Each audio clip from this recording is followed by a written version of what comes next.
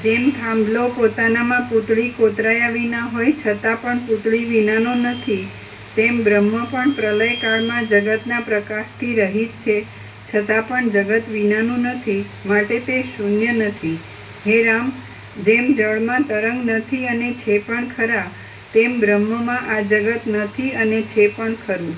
જો દેશ કાળ કોતરનાર અને કોતરવાના સાધનો હોય તો થાંભલા અમારા અનુભવને પૂછતા હો તો બ્રહ્મ જ છે અને જગત છે જ નહીં. અમે બીજાનું નથી કહેતા. અમારો અનુભવ પૂછતા હો તો બ્રહ્મ જ છે અને જગત છે જ નહીં. જગતમાં હું આવી ગયું. પછી હું ને બ્રહ્મ કેવું એ ખોટું છે. હું બ્રહ્મ નથી. જે અનંત બ્રહ્મ છે એ જ બ્રહ્મ છે. સમજાય છે? કોઈ હું બ્રહ્મ નથી, કોઈ જગત બ્રહ્મ નથી. હું ને જગત, એ જગત કયો ને એટલે હું આવી ગયું અને એ હું ને જગત છે જ નહીં. અમારા અનુભવ પૂછતા હો તો એ અનંત અખંડ અભેદ, એ પરબ્રહ્મ એ જ છે. અખંડ સચ્ચિદાનંદ એ જ છે અને અહમ અને જગત છે જ નહીં. 100% સત્તરાણી નિસંશય સોનાના પત્ર પર લખી છે. બીજું કોઈ શું માને છે અમે જાણતા નથી. બીજા બધા મેં આમાં શું ડિફરન્સ? બધા એમ કે છે બ્રહ્મ સત્ય જગત મિથ્યા, જીવો બ્રહ્મ એવો ના પરો એમ કે. કોઈ કેવલાદ્વૈત, કોઈ શુદ્ધાદ્વૈત, કોઈ દ્વૈતાદ્વૈત, કોઈ વિશિષ્ટાદ્વૈત, બધા ઘણા છે. માધવાચાર્ય છે, વલ્લભાચાર્ય છે, રામાનુજાચાર્ય છે, શંકરાચાર્ય છે. પણ અમે એમાંનું કાંઈ જાણતા નથી. અમે એટલું જાણીએ છીએ કે એ જે કેવળ પરબ્રહ્મ અખંડ સચ્ચિદાનંદ જ છે અને એમાં કોઈ અહંકારનો ભ્રમ કે જગતનો ભ્રમ, ધર્મ મુદ્દલ લેશ માત્ર છે જ નહીં.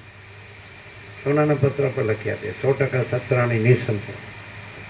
અમારો સંપૂર્ણ સ્વાનુભવ છે. તમે શું કહો? શું ડિફરન્સ? આજ અનંત પૂર્ણ પરમચિદ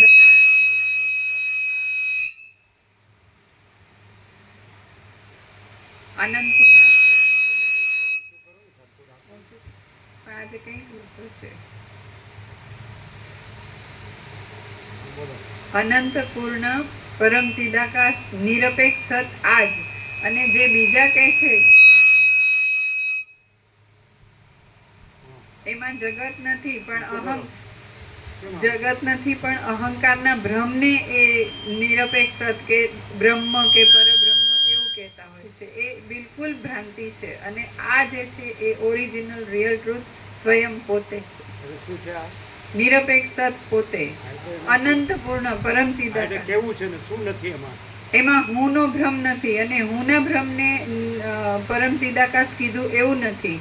આખું જે પરમ ચિદાકાશ પોતે છે, નિરપેક્ષ છે, અનંત છે, પૂર્ણ છે, એ જ છે, બીજું નથી. અને જ્યારે પેલામાં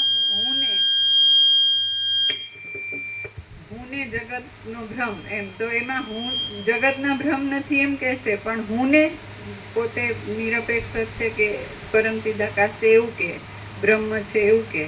એટલે એ ભ્રાંતિ છે, બિલકુલ નથી એવી ભ્રાંતિ છે. તમે શું કહો છો?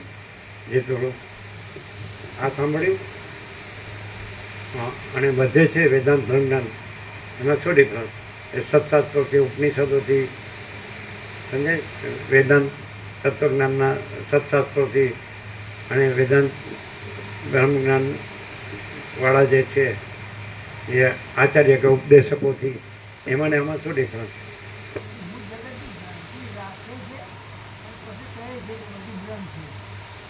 બીજું આવ્યું જે મૂળ આવ્યું નહીં, મૂળ નું આવ્યું. હા હા. પછી બરાબર. પછી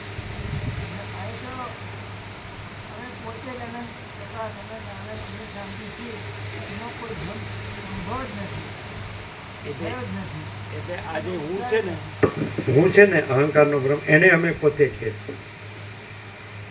અને આ જે છે એ જે હું પોતે અનંતપૂર્ણ પરબ્રહ્મ છું, તો એ પોતે અનંતપૂર્ણ પરબ્રહ્મ કહે છે કે હું પોતે. અને આ જે દેહમાં હું છે એને કહે છે કે અમે પોતે જ પરમ ચિદાકાશ પરમ જ્યોતિ અખંડ જ્યોતિ છીએ. જો એટલે આ તો આને તો કંઈ ક્લિયર કરી શકાય જ નહીં. આ મિસ્ટેક સમજાય જ તમને? અહીંયા કેવી રીતે છે કે આ હું છે જ નહીં, આ જગત છે જ નહીં, અને એ પ્રકાશે છે પોતે અનંતપૂર્ણ પરબ્રહ્મ જે છે સ્વપ્રકાશ, એ પ્રકાશે છે કે હું પોતે અનંતપૂર્ણ પરબ્રહ્મ છું.